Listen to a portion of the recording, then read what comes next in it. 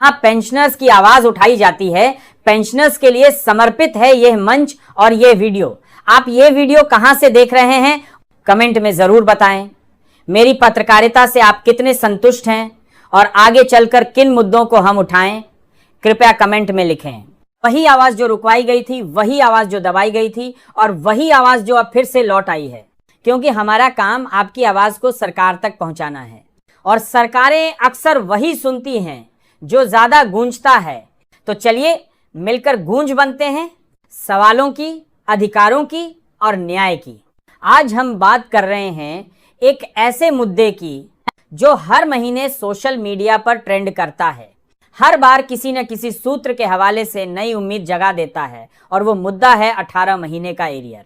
जी हाँ, वही एरियर जो जुलाई वर्ष 2021 से जनवरी वर्ष 2023 तक का बनता है, और वही एरियर जिसे लेकर कर्मचारियों और पेंशनरों की उम्मीदें लगातार सरकार की ओर टकटकी लगाए देखती रही हैं।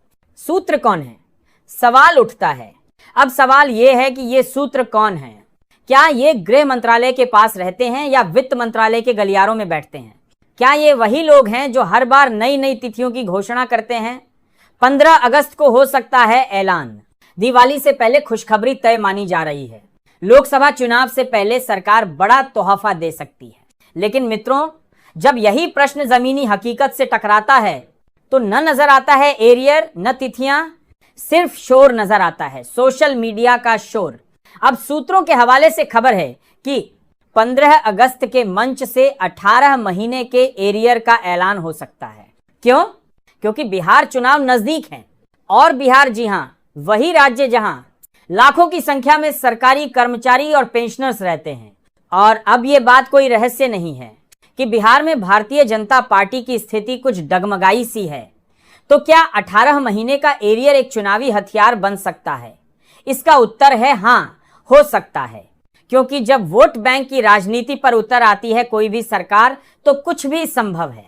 और वैसे भी इतिहास गवाह है, जब भी कोई मास्टर स्ट्रोक की जरूरत होती है तो माननीय प्रधानमंत्री श्री नरेंद्र मोदी जी खुद सामने आते हैं। जैसे नोटबंदी की घोषणा खुद की गई, जैसे 3 तलाक पर कानून खुद सामने आए, जैसे उज्ज्वला योजना, जैसे पीएम किसान, हर बार प्रधानमंत्री ने मंच संभाला।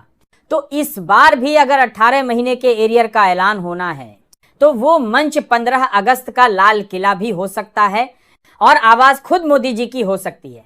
लेकिन सवाल यह भी है, लेकिन अब आइए जरा पीछे चलते हैं। 18 महीने का एरियर कोई नया मुद्दा नहीं है। वर्ष 2021 से लेकर आज तक कितनी बार चुनाव आए, कितनी बार मंच मिले, कितनी बार संसद सत्र चले, लेकिन क्या सरकार ने कभी कोई ठोस घोषणा की? नहीं। केंद्र सरकार ने इस मुद्दे को लगातार टालने का काम किया है।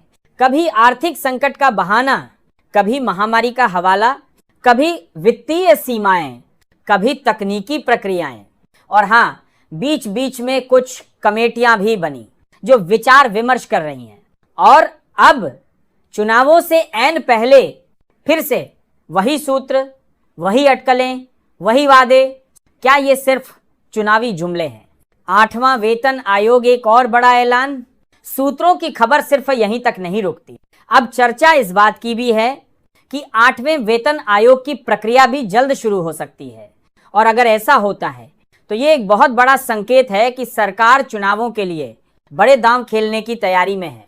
क्योंकि कर्मचारी वर्ग जिसका न तो पुराना एरियर मिला, न डीए बकाया मिला, न 7वें वेतन आयोग की विसंगतियों का समाधान हुआ, वो अब 8वें वेतन आयोग की ओर देख रहा है।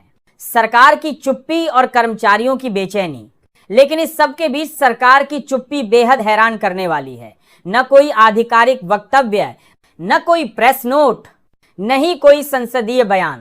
क्या सरकार इंतजार कर रही है चुनावी वक्त का? क्या ये सारे मुद्दे सिर्फ मंच की रोटियां हैं जिन्हें वोटों की आग में सेंका जाता है? और क्या कर्मचारी और पेंशनर्स हर बार सिर्फ भरोसे पर जिएंगे? निष्कर्ष, आपकी आवाज सबसे बड़ी ताकत। तो मित्रों, आज की यह स्क्रिप्ट कोई अफवाह नहीं, बल्कि एक सवालों से भरी याचिका है। और जब सवाल उठते हैं तो जवाब भी आना चाहिए। आपका साथ ही हमारी ताकत है। यही ताकत सरकार तक पहुंचती है, कभी न्यूज रिपोर्ट के रूप में, कभी सोशल मीडिया के जरिए। इसीलिए अगर आप चाहते हैं कि 18 महीने का एरियर मिले, 8वां वेतन आयोग लागू हो और कर्मचारी वर्ग को उसका हक मिले, तो इस आवाज को मजबूत करें। सब्सक्राइब